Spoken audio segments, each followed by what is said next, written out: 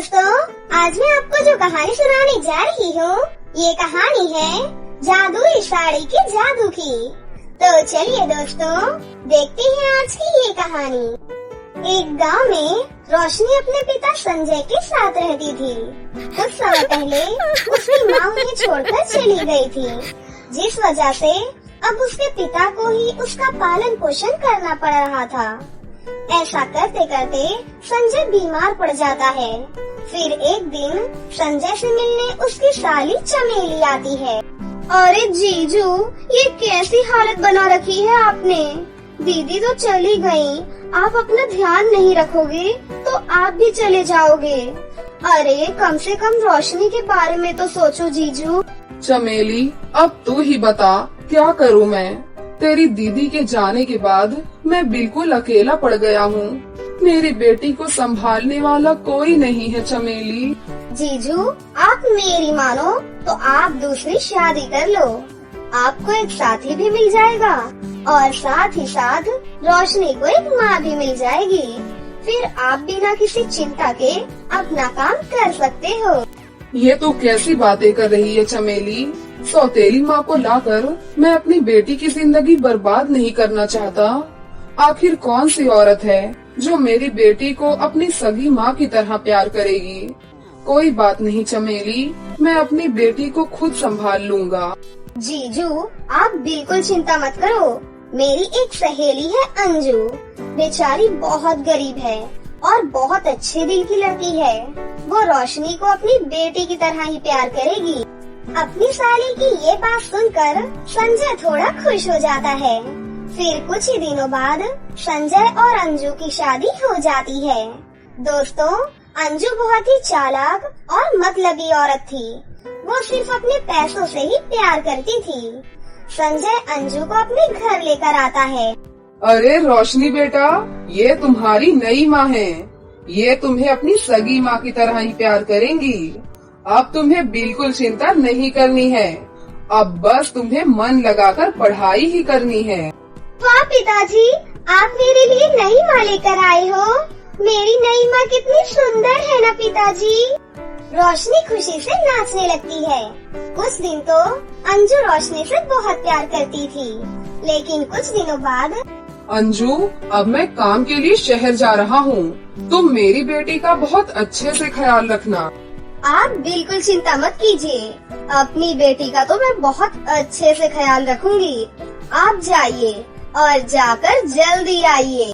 संजय काम के लिए शहर चला जाता है। संजय के जाते ही अंजू रोशनी को पीटने लगती है। सुन लड़की, बहुत हो गया तेरी माँ बनने का नाटक। अब मेरी बात सुन ले चुपचाप। मैं जैसा कहूँगी वैसा ही करना है, नहीं तो मार मार कर तेरा मुंह लाल कर दूंगी, समझी? और तुझे तेरी माँ के पास पहुँचा दूंगी।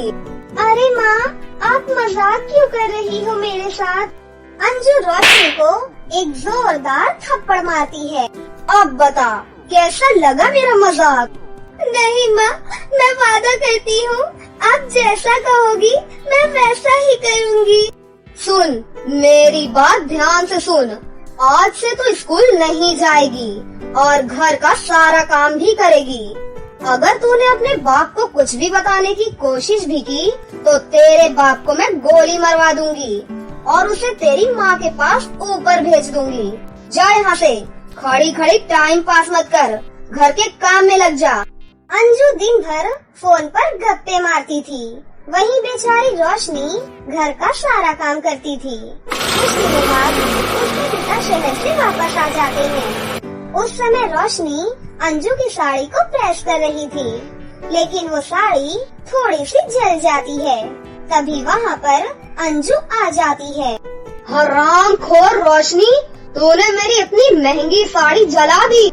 मुझे माफ कर दीजिए माँ, मैंने जानबूझकर आपकी साड़ी नहीं जलाई, मुझसे गलती से हो गया माँ। आज तो मैं तेरी मार मार कर हालत खराब कर दूंगी। अंजू रोशनी को बुरी तरह से पीटने लग जाती है। मुझे छोड़ दीजिए माँ, मुझे मत मारिए, मुझे बचाइए कोई। तभी वहाँ पर उसके पिता संजय आ जाते हैं। अरे ये क्या कर रही हो तुम? तुम्हारी हिम्मत कैसे हुई मेरी बेटी को हाथ लगाने की? अच्छा, तो तूने सब कुछ देख लिया। फिर संजय अंजू के पास जाता है और उसे जोरदार थप्पड़ मारता है। तभी अंजू भी संजय को 2 थप्पड़ मारती है। आज के बाद मुझे हाथ लगाने की कोशिश भी नहीं करना, नहीं तो तुम दोनों बाप बेटी को जेल भिजवा दूंगी। अंजू की ये बात सुनकर संजय थोड़ा डर जाता है। अब संजय के सामने ही वो रोशनी से सारे घर का काम करवाती थी और बदले में उसकी खूब पिटाई करती थी। मुझे माफ कर दे बेटी, मुझे माफ कर दे। आज तेरी ये हालत सिर्फ मेरी वजह से हो रही है। काश मैं दूसरी शादी ही नहीं करता। कोई बात नहीं पिताजी, एक दिन सब कुछ ठीक हो जाएगा। आप बिल्कुल भी चिंता मत करो।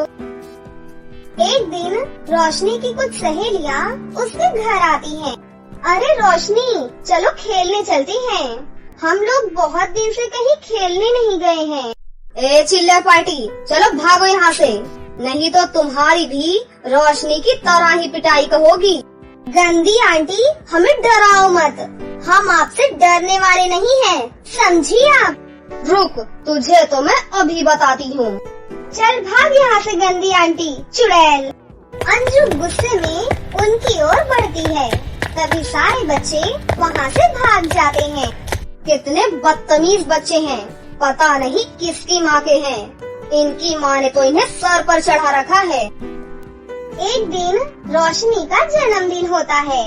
Happy birthday to you, happy birthday to you, happy birthday dear Roshni, happy birthday to you.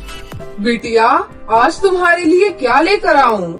पिताजी, मुझे एक अच्छी सी ड्रेस दिलवा दीजिए। तभी वहाँ पर अंजू आ जाती है।